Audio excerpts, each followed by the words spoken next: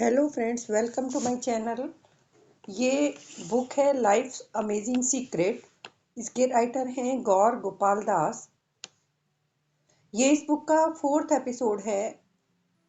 इससे पहले वाले एपिसोड में मैंने व्हील नंबर 1 पर्सनल ग्रोथ किस तरह से हम कर सकते हैं, जो हमारी लाइफ के लिए सबसे इम्पॉर्टेंट पार्ट होता है।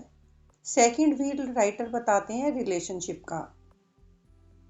रिलेशनशिप को इम्प्रूव करने के लिए कौन कौन से स्टेप्स हैं जो हमें लेने चाहिए।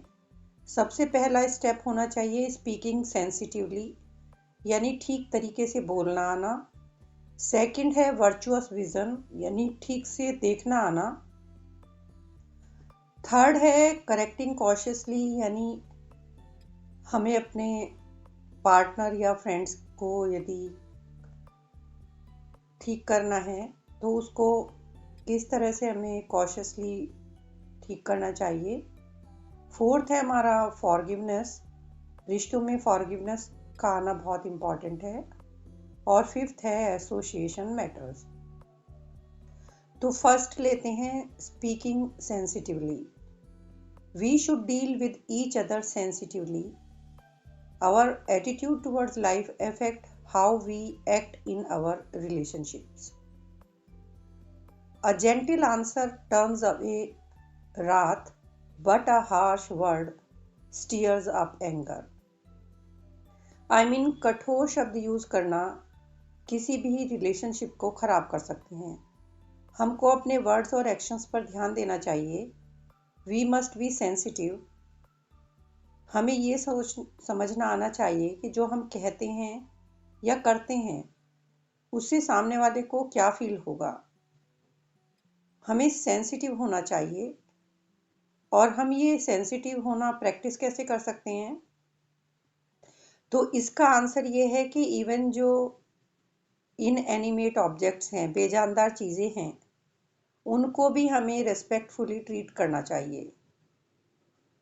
यदि हम ऐसा नहीं करते हैं तो इनसेंसिटिविटी हमारे एटीट्यूड का एक पार्ट बन जाती है और हमारा ये एटीट्यूड चीज़ों में और लोगों में अंतर नहीं करता।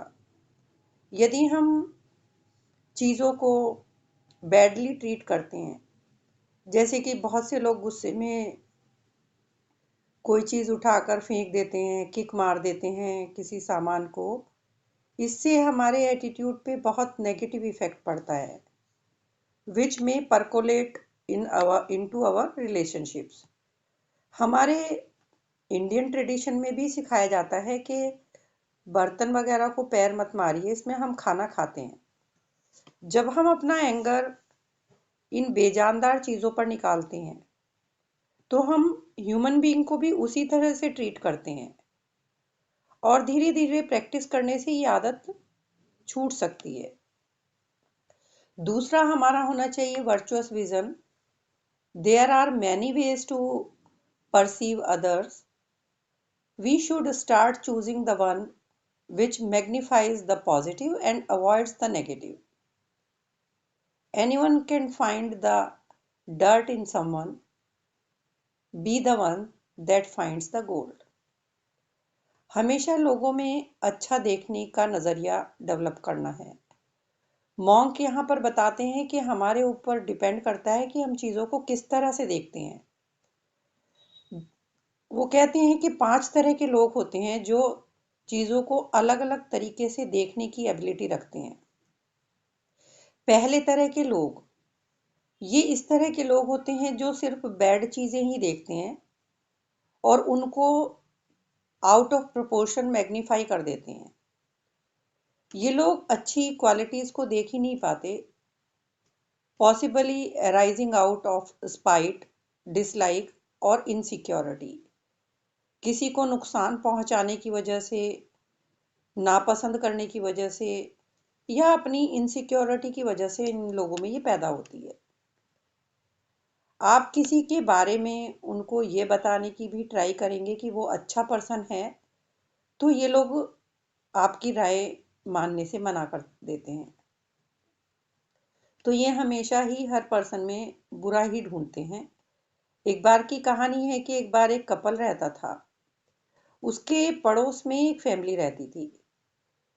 तो इस यंग कपल की वाइफ, जो उसकी पड़ोसन थी, उसको पसंद नहीं करती थी। वो अपने हस्बैंड को उसकी बालकनी में फैले हुए कपड़ों को देखकर कहती थी कि देखो ये औरत कितने गंदे कपड़े धोती है, उसको कपड़े धोने नहीं आते। उसका हस्बैंड ये बात सुनता रहता था। एक दिन वो क्या देखती है कि उस औरत ने कपड़े काफी साफ धो रखे हैं। वो अपने हस्बैंड से कहती है कि आपने देखा, इसको कपड़े साफ धोने आ गए हैं। आई एम श्योर इसने ये कपड़े खुद नहीं धोए। तब हस्बैंड कहता है कि यू नो डार्लिंग, मैं आज सुबह उठा और मैंने अपनी खिड़की की धूल साफ की। So washing our window can change our vision. तो क्या ये फैक्ट नहीं है कि जो हम दूसरों में देखते हैं, ये इस बात पे बहुत डिपेंड करता है कि हम उसको किस विंडो के थ्रू देख रहे हैं। सो ये जो टाइप 1 लोग हैं, जो हमेशा दूसरों में बुराई देखते हैं, ये किसी बात से एग्री नहीं करते।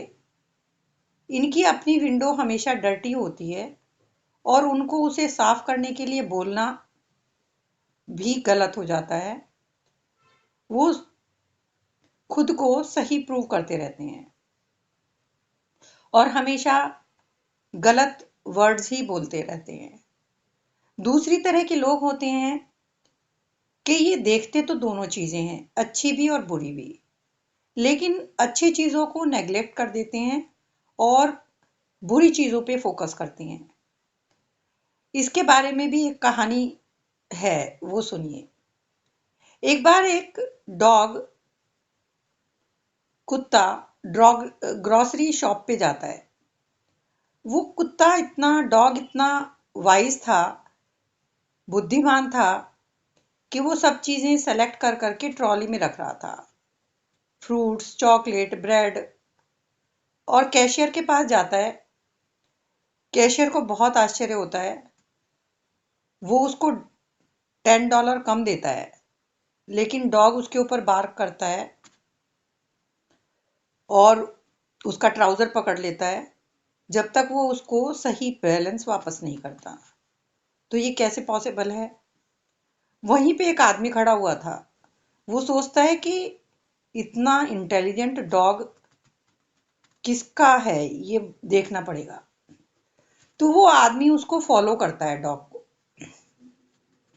डॉग एक अपार्टमेंट में जाता है, 15th फ्लोर का लिफ्ट का बटन दबाता है और दरवाजे पे जाकर स्क्रैच करता है। डॉग वहां पर सारी ग्रोसरीज रखता है। डॉग का जो ऑनर है वो दरवाजा खोलता है, लेकिन वो कुत्ते पर और ज्यादा शाउट करता है, गुस्सा करता है। कहता है, you useless ungrateful good for nothing animal. तो वो जो आदमी उसके पीछे पीछे आया था, उसको बड़ा अजीब लगता है कि ये ऑनर इतने इंटेलिजेंट डॉग को क्यों डांट रहा है। तो वो ऑनर से पूछता है कि ये तो इतना समझदार है। वो कहता है, यस, ये सब चीजें तो नॉर्मल हैं, जो भी ये काम करता है, लेकिन आज ये इसने गलती सेकंड टाइम करी है कि ये कीज ले जाना भूल गया और मुझे दरवाजा खोलने के लिए उठना पड़ा। तो ये स्टोरी उन लोगों की है जो इसी तरह की चीजें करते हैं कि फैमिली हो या फ्रेंड्स हो, उनकी अच्छी चीजों को भूलकर सिर्फ नेगेटिव चीजों पर ही फोकस करते हैं,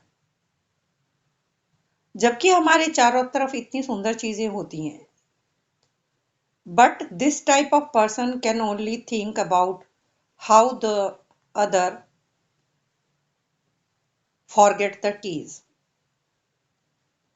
थर्ड टाइप के लोग होते हैं, वो गुड और बैड देखते हैं, लेकिन न्यूट्रल होते हैं दोनों चीजों के लिए। ये डिस्कनेक्ट होते हैं फ्रॉम एवरीवन एंड एवरीथिंग, या तो अपने सेल्फ एब्जॉर्प्शन की वजह से या इनडिफरेंस की वजह से। They just don't care. ना ये बैड पे फोकस करते हैं, ना ही गुड पे। इनको कोई कंसर्न ही नहीं होता। It is nearly impossible to find such person, but इस तरह के लोग भी होते हैं। अब चार फोर्थ टाइप के जो पर्सन हैं वो क्या होते हैं? वो गुड और बैड देखते हैं, लेकिन कॉन्शियसली वो बैड को नेग्लेक्ट कर देते हैं और अच्छाई पे फोकस करते हैं।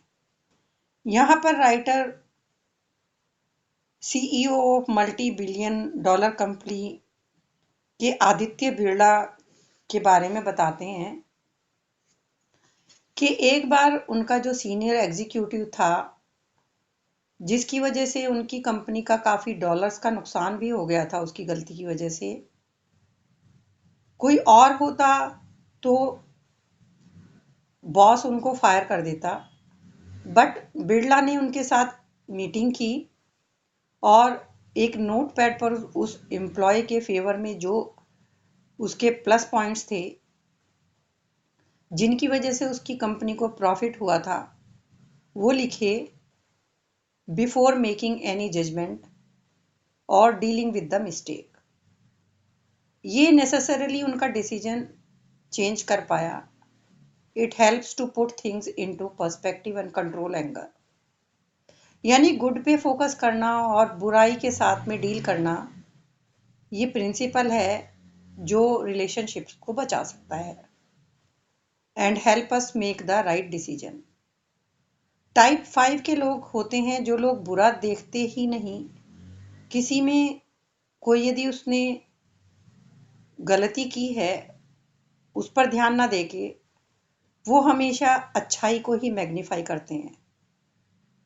यदि किसी में थोड़ी सी भी अच्छाई है, उसी को बढ़ा चढ़ाकर वो देखने की कोशिश करते हैं, और ये क्वालिटी सिर्फ गॉड के लिए पॉसिबल है, for one who has reached the height of spirituality, या फिर वो लोग जो बहुत ही स्पिरिचुअलिटी में हाई हो जाते हैं। ह्यूमन बीइंग की यही प्रॉब्लम है कि that we love to gossip about the faults of others. हम सब में बुराई देखते हैं। हाउएवर प्रैक्टिस करके हम जो टाइप 4 के पर्सन हैं, यानी गुड पे फोकस करने वाले और बैड को नेग्लेक्ट करने वाले बन सकते हैं। बैड को नेग्लेक्ट करने का मतलब ये नहीं है कि हमको प्रैक्टिकली डील नहीं करना है। It just means that we do not allow our mind to focus on and hover over the bad. But लोगों में बेस्ट को देखना कभी कभी चैलेंजिंग हो जाता है। जब कोई लोग बहुत ही ज़्यादा हमारे क्लोज होते हैं, लेकिन आइडियल स्टेज 4 ही है। ये रिलेशनशिप को फ्लरिश करने के लिए, बचाने के लिए, ग्रो करने के लिए बेटर है, but it takes consistent hard work and practice. Next point है रिलेशनशिप को बेटर करने का, करेक्टिंग कॉशियसली, यानी करेक्टिव फीडबैक देना। Corrective feedback can make or break our relationship. जैसे कि कहते हैं कि तलवार और शब्द, it is strange that sword and words have the same letters. Even more strange is that they have the same effect if not handled properly. यदि उनको प्रॉपरली यूज नहीं करेंगे वर्ड्स को, तो उनका नुकसान तलवार की तरह से ही हो जाता है। मोस्ट ऑफ द टाइम हमारा जो फ्रस्ट्रेशन है वो इम्प्रॉपर हमें बना देता है और रिलेशनशिप हमारी खराब हो जाती है हमारे पुअर कम्युनिकेशन की वजह से। It is our body language, actions and words. हमको अपनी रिलेशनशिप की फुल रिस्पॉन्सिबिलिटी लेनी चाहिए। हमको वर्ड्स को बहुत केयरफुली चूज करना चाहिए। हमें अपने पार्टनर को या अपने फ्रेंड्स को या अपने कलीग्स को अप्रिशिएट करना सीखना चाहिए। हमारी रिलेशनशिप में एक चीज कॉमन होती है, we must invest in both जैसे रिलेशनशिप में इन्वेस्ट करना उसी तरह से है जैसे म्यूचुअल फंड में इन्वेस्ट करना। दोनों में इन्वेस्ट करना है बिफोर वी कैन विड्रॉ। इससे पहले कि हम उनमें से कुछ निकालें, हमें उसमें कुछ जमा करना होता है। And that's how it is. कई बार हम एप्रिसिएशन को इन्वेस्ट करना भूल जाते हैं एंड लव को इन्वेस्ट करना भूल जाते हैं। हम अपने पर्सन को, जो हमारा फ्रेंड है या पार्टनर है, या उसको ठीक कर सकते हैं, उनकी गलतियों को उनको बता सकते हैं, लेकिन उससे पहले हमें देना आना चाहिए। और यदि हम वो चीज़ें नहीं करते हैं तो रिलेशनशिप में इस तरह से डीमोटिवेटेड फील करते हैं लोग। और learning the art of appreciation is vital building healthy relationships. यदि हम उनको केयर, लव और अप्रिसिएशन देंगे जो वो लोग डिजर्व करते हैं, तो फिर यदि आप उन्हें ठीक करेंगे, उनकी बात को सही भी करेंगे, तो भी वो बुरा नहीं मानेंगे। सभी लोग प्यार लेना और देना पसंद करते हैं। ये ह्यूमन लाइफ की ग्रेटेस्ट लॉन्गिंग होती है। और कभी कभी जो लोग हमारे सबसे क्लोज होते हैं, हम उन्हीं को नेग्लेक्ट कर देते हैं, एब्यूज कर देते हैं। हम ये सोच समझ कर नहीं करते, ये सिर्फ आउट ऑफ इग्नोरेंस हो जाता है। क्योंकि कई बार ये समझ नहीं आती हमें कि हमको कैसे बिहेव करना चाहिए। हमारी इंटेंशन भी कई बार सही होती है, लेकिन सामने वाले को इनअप्रोप्रिएटली एडवाइस देने से नुकसान हो जाता है। इसलिए हमको ये सीखना चाहिए, anything you feel the need to give corrective feedback to someone, तो ये 4 क्वेश्चन खुद से पूछिए। Am I the right person to give corrective feedback? क्या मैं सही इंसान हूँ इस चीज को ठीक करने के लिए? और दूसरा क्वेश्चन आप ये पूछिए, do I have the right motive to give corrective feedback? जो मैं फीडबैक दे रहा हूँ उसके पीछे जो मेरा मोटिव है वो ठीक है कि नहीं है। क्योंकि कई बार ऐसा होता है, सामने वाले को ठीक करने के लिए आप जो एडवाइस देते हैं उसमें कुछ पुराने ग्रजेस या पुरानी सिचुएशन को यूज कर लेते हैं, तो उससे उस समय ये लगता है कि ओके, ये सही टाइम है इससे बदला लेने का। थर्ड क्वेश्चन ये है कि do I know the right way to give corrective feedback? क्या मुझे सही सलाह देना आता भी है कि नहीं? It is not what you sad, it is how you sad it. ये मैटर करता है, हमारी आवाज कैसी है, बॉडी लैंग्वेज कैसी है, फेशियल एक्सप्रेशन कैसे हैं। इन सब चीज़ों का भी प्रॉपर होना बहुत इम्पॉर्टेंट है, more than the words we use. और फोर्थ है, is it the right time?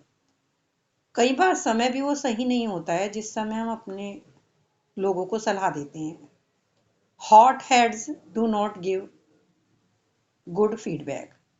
जैसे हम गुस्से में हैं तो उस समय कोई भी अच्छा फीडबैक देना सही नहीं है, तो अच्छा समय चूज करिए और ये चारों क्वेश्चन खुद से पूछने के बाद ही आप किसी को फीडबैक दें। हम जिस तरह से अपने स्पाउस को ठीक करने की कोशिश करते हैं वैसे हम अपने बच्चों को नहीं कर सकते। I mean, one size does not fit all. Neither do our methods to correct. This practice will take some time to implement and form into a habit. आपको कोई चीज पता है लेकिन उस पर मास्टरी नहीं है। किसी को भी बैडली फीडबैक देना एक एडिक्शन सा हो जाता है।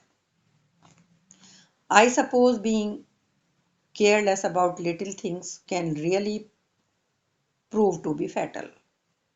और छोटी सी भी चीज बहुत खतरनाक हो जाती है। एंगर में कुछ भी कहना हमारे रिलेशनशिप को खराब कर सकता है, डैमेज कर सकता है। सो हम उसको अवॉइड करना चाहिए हमें। हैरी मॉन्क से कहता है कि उसको अब ये बातें समझ आ रही है कि उसको बदलना चाहिए, लेकिन फिर वो मॉन्क से कहता है कि उसको ये समझ नहीं आ रहा है कि उसकी वाइफ ने उससे डिवोर्स मांगा है, और इस बात के लिए मैं उसे माफ नहीं कर सकता। हाउ कैन शी से something so cruel and heartful. तब उसको मॉन्क कहते हैं। इसके लिए रिलेशनशिप में फॉरगिवनेस करना एक बहुत ही इम्पॉर्टेंट फैक्टर होता है। Forgiveness is a complex concept, we must understand it thoroughly to be able to internalize it. Darkness cannot drive out darkness, only light can do that. Hate cannot drive out hate, only love can do that. हम ऐसी दुनिया में रहते हैं जहां पर सभी quick fix होता है। खाना गर्म करने के लिए माइक्रोवेव, फोन पे टिकट बुक हो जाते हैं, लेकिन हमारी रिलेशनशिप इस तरह से नहीं चलती। ये उसी तरह से चलती है जैसे एक ग्रोइंग प्लांट यानी पौधा चलता है। इसके लिए हमें बहुत केयर करनी पड़ती है। ये ब्लूम करती है, लेकिन इसके लिए कोई शॉर्टकट रास्ता नहीं है। ये हमारे स्मॉल बट कंसिस्टेंट जेस्चर्स में है। The most widely under estimated quality which can help us improve our relationship is forgiveness. Forgiveness से हमारे दिलों में प्यार बढ़ता है और हमारी नफरत कम होती है। ये चॉइस हमको अपनी रिलेशनशिप को सेव करने के लिए बनानी चाहिए and achieve peace of mind. Forgiveness को प्रैक्टिस करते समय कुछ चीज़ें याद रखनी चाहिए। सबसे पहले हमें याद रखना चाहिए कि लुक बियॉन्ड द सिचुएशन। यहाँ मॉन्क उसको एक रामायण की सिचुएशन बताते हैं। जब सीता एक हिरन देखती है और राम को उसे लेने के लिए भेजती है, तभी एक चीख आती है रामचंद्र की कि हेल्प करो। तो सीता लक्ष्मण को राम को हेल्प करने के लिए भेजती है। हालांकि लक्ष्मण जानते हैं कि राम सेफ है, उन्होंने इतने राक्षसों को मारा है, तो एक हिरन उनको क्या नुकसान पहुंचा सकता है। लेकिन सीता पैनिक करती है कि कहीं उनके प्रिय राम खतरे में तो नहीं है। लक्ष्मण बोलते हैं कि मेरे राम खुद को प्रोटेक्ट कर सकते हैं, मेरी ड्यूटी है कि मैं आपको प्रोटेक्ट करूं। राम मुझे माफ नहीं करेंगे यदि मैंने आपको अकेला छोड़ दिया। लक्ष्मण अड़े रहते हैं, वो सीता को अकेला नहीं छोड़ना चाहते। सीता कहती है तुम मुझे अपने लिए चाहते हो या तुम किंगडम लेना चाहते हो, तभी तुम नहीं जाना चाहते। हालांकि सीता भी जानती थी कि ये सब सही नहीं है। लक्ष्मण राम के लिए कुछ भी कर सकते हैं, but she wanted a reaction. वो कहती है please go and save your brother. Lakshman Sita को एक रेखा के अंदर प्रोटेक्ट करके चले जाते हैं। अब यहाँ पर इस घटना में सीता ने लक्ष्मण का दिल दुखाया, हार्श वर्ड बोले। लेकिन जब हमको ये पता चलता है कि सीता ने ऐसा किस लिए कहा, उनका क्या मोटिव था, उनका मोटिव राम के को उस पेन से बचाना था जो वो फील कर रही थी राम के लिए। ऐसे समय में वो इसलिए ऐसा बोली ताकि लक्ष्मण उनको बचाने के लिए जाए।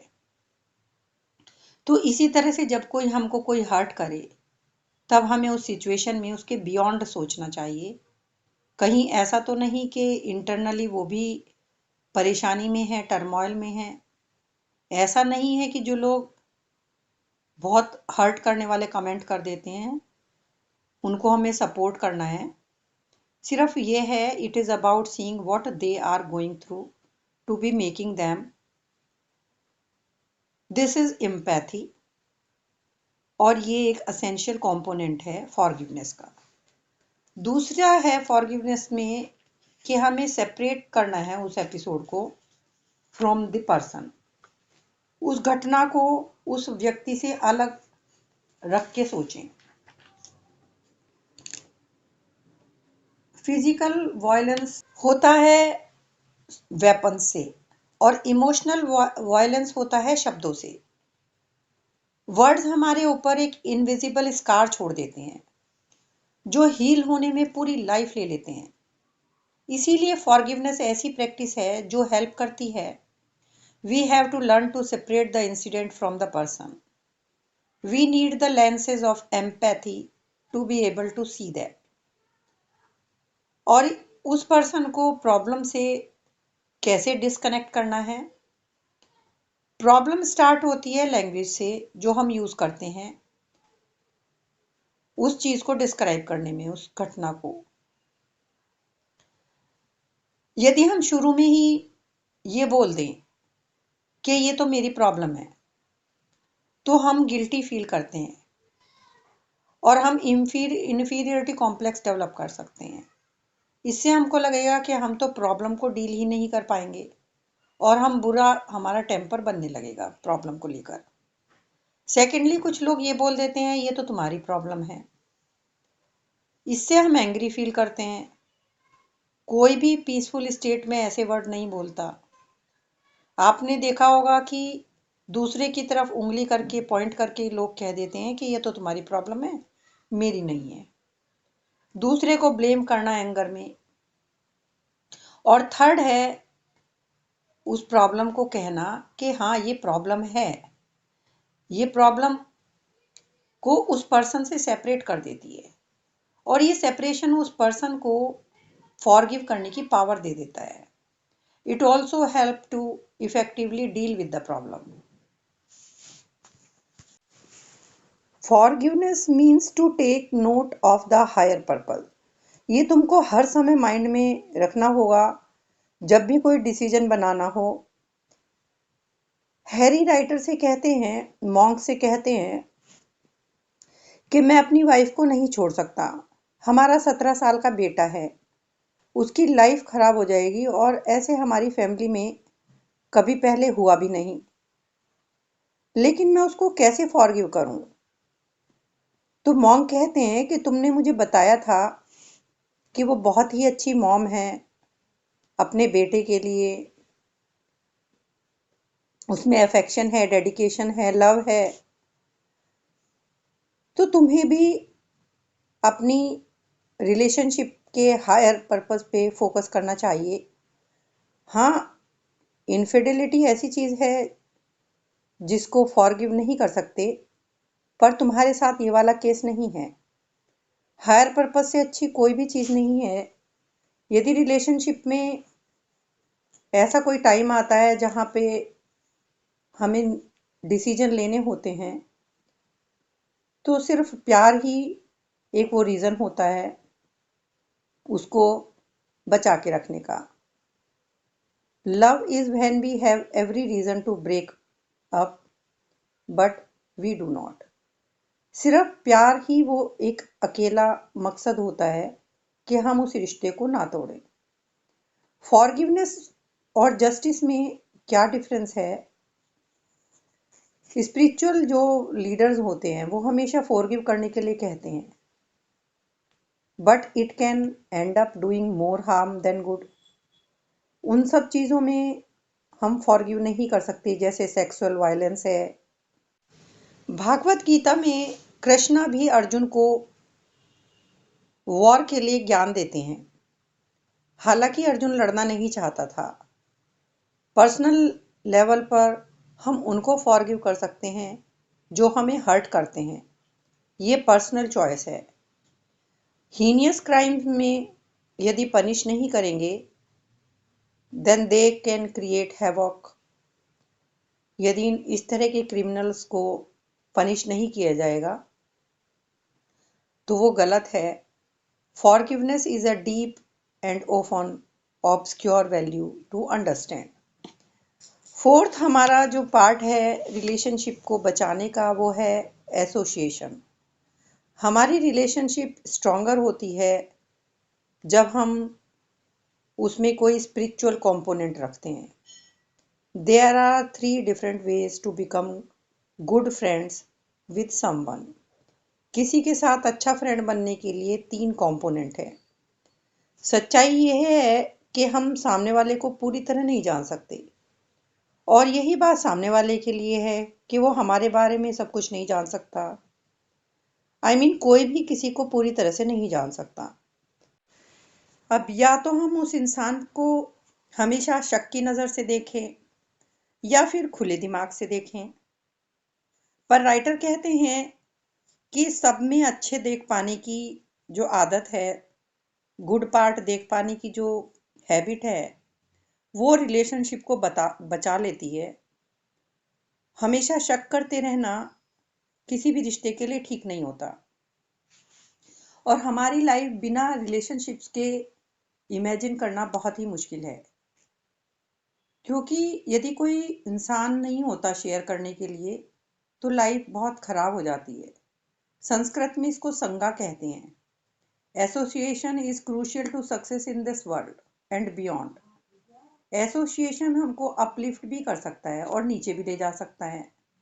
यहाँ एसोसिएशन का मतलब सिंपल हाय हेलो से नहीं है। It has to do with the level of intimacy we share with others. इसके हमारे 6 एक्सचेंज होते हैं इंटीमेसी क्रिएट करने के, जैसे कि किसी को गिफ्ट देना, एक्सेप्ट करना, और अपने राय और अपने विचार एक दूसरे के साथ शेयर करना, एक दूसरे का कॉन्फिडेंस जीत पाना। और ये लविंग रिलेशनशिप इस तरह से हमारी डेवलप हो जाती है।